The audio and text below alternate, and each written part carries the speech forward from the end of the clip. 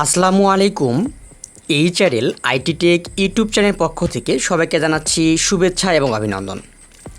আমরা কম্পিউটার স্ক্রিনে দেখতে পাচ্ছি জেন্ডার আইকন, মেল এবং ফিমেল, পুরুষ এবং নারীর আমরা কিভাবে স্যাম্পল আনতে পারি। চলুন তাহলে এই ভিডিওর মাধ্যমে দেখে আসি। এজন্য আমরা কিবোর্ড থেকে অল্টার বাটনটি চেপে ধরব।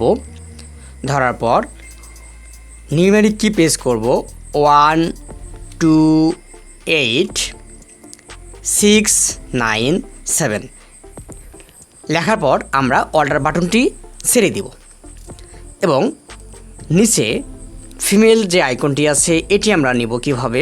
এটার জন্য আমরা আবারও কিবোর্ড থেকে অল্টার বাটন প্রেস করব 1 2 8